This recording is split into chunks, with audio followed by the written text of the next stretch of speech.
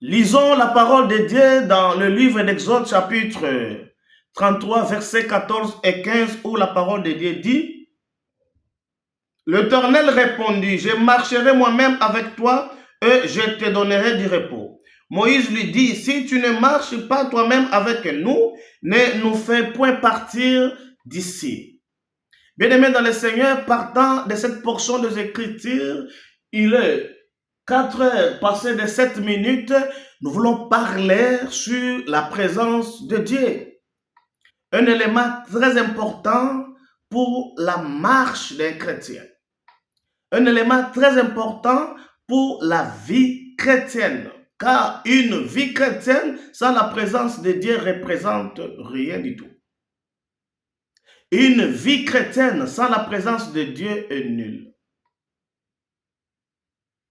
Car la vie chrétienne, c'est de pleurer la nuit et de se réveiller le matin pour glorifier, pour adorer et se rendre le soir à l'église pour aller célébrer le grand roi. Alors, sans la force que la présence de Dieu peut nous donner, on ne peut pas faire ça. Ce qui veut dire que chacun de nous doit désirer la présence de Dieu dans notre vie. Voyons que la conversation entre Dieu et Moïse prouve combien la présence de Dieu est très importante dans la vie. Il a la mission, il a le mandat, il veut accomplir quelque chose. Le Seigneur lui a donné ce mandat, mais il est prudent. Il ne veut pas aller l'accomplir seul. Il ne veut pas aller seul. Il désire la présence de Dieu. Parce qu'il savait que la présence de Dieu, c'est la clé de la réussite. La présence de Dieu, il le savait très bien que c'était la clé du succès pour lui. La présence de Dieu, c'est l'identité des enfants d'Israël et c'est la force de ce peuple. Alors il ne voulait pas laisser. Il dit, nous ne bougerons pas. Si ce n'est pas toi-même qui dois marcher avec nous, nous ne voulons pas aller avec les anges. Nous avons besoin de ta présence. Bien-aimé dans le Seigneur, comment tu peux vivre, comment tu peux marcher sans la présence de Dieu? La présence de Dieu apporte la lumière là où il y avait le ténèbre. La présence de Dieu crée l'atmosphère spirituelle, l'atmosphère de paix, de joie, d'équilibre, de l'espoir. Chacun de nous doit désirer la présence de Dieu. Quelle est la clé de ta réussite? La clé de ton succès, c'est quoi? Laisse-moi te dire, un succès sans la présence de Dieu est un piège. Une richesse sans la présence de Dieu est un piège. Il faut faire très attention. Nous devons désirer la présence de Dieu dans nos vies. Car la présence de Dieu change tout. La présence de Dieu transforme les choses. La présence de Dieu active le surnaturel. La présence de Dieu crée la différence. La présence de Dieu apporte le succès. Bien aimé, ce qui fera la différence entre toi et les autres, ce ne sont pas tes talents, tes capacités, mais c'est plutôt la présence de Dieu dans toi. Voyons Joseph. Il a connu le succès en Égypte, là où il était. C'était à cause de la présence de Dieu. Même chez Potiphar, la parole de Dieu dit, l'Éternel était avec lui. Il va dans sa cellule de la prison, l'Éternel était avec lui. Partout où il était, l'Éternel était avec lui. C'est parce que cet enfant savait maintenir la présence de Dieu dans sa vie. C'est la clé de la réussite. Le Seigneur veut que Josué puisse réussir, puisse connaître le succès. Alors, qu'est-ce qu'il faudrait faire? Il faudrait maintenant maintenir sa présence dans la vie de cet enfant qui prend la relève de Moïse. Il dit que ce livre de la loi ne s'éloigne pas de ta bouche, médite-le jour et nuit. C'est alors que tu réussiras. Et tu connaîtras le succès. La loi, c'est la présence c'est sa présence. Bien aimé, la présence de Dieu nous garantit, nous donne l'espoir. Dans 2 Rois, chapitre 6, nous voyons les fils de prophètes. Ils avaient l'intention d'aller couper le bois. Mais ils étaient prudents, ils ne voulaient pas aller seuls. Ils voulaient qu'ils soient accompagnés par la présence de Dieu, par l'entremise de son serviteur Élisée. Consens-toi d'aller avec nous. Et la suite de cette histoire, nous les connaissons. Bien-aimés, la vie chrétienne sans la présence de Dieu est nulle. La vie chrétienne sans la présence de Dieu est une vie morte. Tout est clair lorsque la présence de Dieu est au rendez-vous, car sa présence apporte la lumière. Alors, comment tu peux vivre sans la présence de Dieu? Si Jésus-Christ lui-même nous a dit, sans moi, vous ne ferez rien. Donc, chacun de nous doit désirer la présence de Dieu. Dans tout ce que tu vas faire, tu auras besoin de la présence de Dieu. Bien-aimé, la présence de Dieu calme la tempête intérieure. La présence de Dieu chasse la peur et te donne la possibilité d'agir librement. La présence de Dieu a la possibilité de tout changer. Elle peut changer un blessé à l'adorateur. Elle peut changer un orgueilleux au serviteur fidèle et loyal. Ça, c'est la présence de Dieu. Bien-aimé, comment tu peux vivre? Nous avons tous besoin de cette connexion divine. Nous avons besoin de la présence de Dieu. Alors, comment avoir la présence de Dieu? Dans Jérémie chapitre 29, versets 13 à 14, la parole de Dieu dit, « Vous me cherchez, vous me trouverez. » Et il donne une condition. Si vous me cherchez de tout cœur, je me laisserai voir. Bien-aimés dans le Seigneur nous montre, il nous donne la possibilité d'activer sa présence dans notre vie. Il nous demande de lui chercher. De lui chercher. Parce que souvent, c'est Dieu-là qui nous demande de nous chercher. Il se fait voir. Il se laisse voir. Mais ce même Dieu peut aussi se cacher.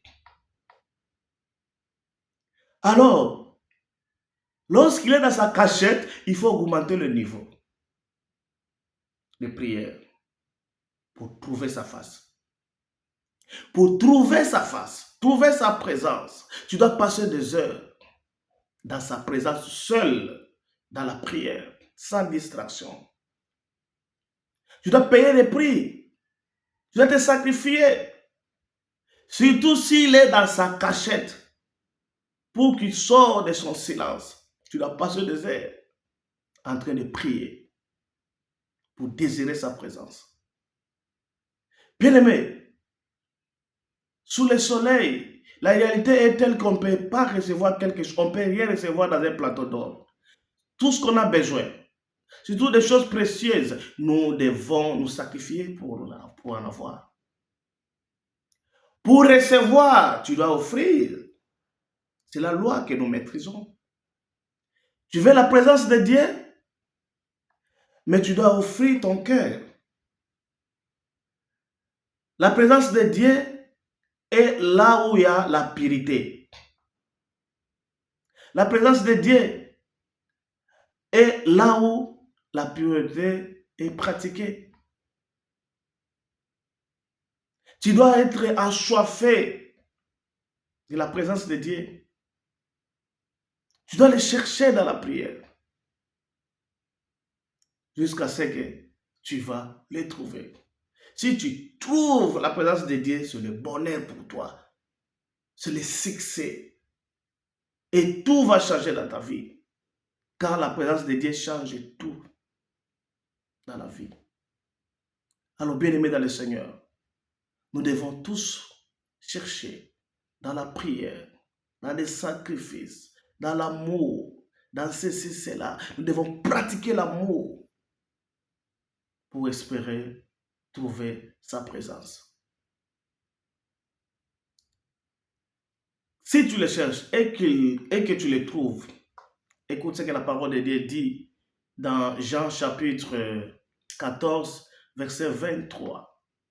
La parole de Dieu dit, Jésus répondit, si quelqu'un m'aime, il gardera ma parole. 2, mon Père le mènera. 3, nous viendrons à lui et nous ferons notre demeure chez lui. Père, je suis celui-là qui désire ta présence. Je suis assoiffé de ta présence, car je sais que ta présence change tout. Ta présence peut activer le surnaturel. Ce que je désire, Seigneur, je peux l'avoir lorsque je suis dans ta présence. Car en toi, il y a la vie. En toi, il y a le bonheur. Dans ta présence, il y a l'espoir. Dans ta présence, il y a l'onction. Alors je désire ta présence, Seigneur. Ta présence, Seigneur, crée une conviction profonde du péché dans ma vie. Ta présence m'impose une vie de sanctification, une vie de sainteté. Ta présence dévoile les zones obscures de ma vie, les zones obscures de mes pensées, les zones obscures de mon cœur. Ta présence me fait couler larmes de la repentance sincère. Ta présence brise et renverse le pouvoir de l'orgueil dans mon cœur. Ta présence diminue le grand être à l'intérieur de moi. Ta présence éteint la pression de l'arrogance qui monte dans mon cœur. Ta présence renouvelle les ailes de service. Ta présence me donne la force d'avancer en dépit de difficultés, en dépit de combats. Ta présence me donne la force d'avancer, d'aller encore plus loin. Ta présence renouvelle les choses dans ma vie. Ta présence jaillit l'amour du prochain. Ta présence confirme l'amour vis-à-vis de moi, ton amour vis-à-vis de moi. Ta présence, Seigneur, me rassure le lendemain. Ta présence me donne l'espoir de vivre le surnaturel. Ta présence, Seigneur, me donne la possibilité d'entrer en contact avec la connexion du ciel. Ta présence, Seigneur Jésus, me donne la force de continuer de vivre, la force d'espérer à la grandeur, la force d'espérer à de bonnes choses. C'est dans ta présence, Seigneur Jésus-Christ, que j'ai l'onction. Que c'est dans ta présence, Seigneur, que l'onction coule pour que ma coupe déborde. Fais-moi voir ta face. Je désire voir ta face, car ta face me donne l'espoir de vivre, me donne la force de vaincre le mal, me donne le courage de continuer malgré les difficultés. Merci Seigneur Jésus. Merci pour ton amour. Merci Seigneur Jésus parce que tu es là. Merci. Merci Seigneur. Car ta présence Seigneur Jésus-Christ me met en connexion avec le ciel. Ta présence Seigneur Jésus confirme l'appel. Comme Moïse, devant les buissons ardents, Seigneur Jésus-Christ, ta présence confirme l'appel. J'accepte de te servir. J'accepte de faire tout ce que tu me demanderas. Parce que tu m'as aimé le premier.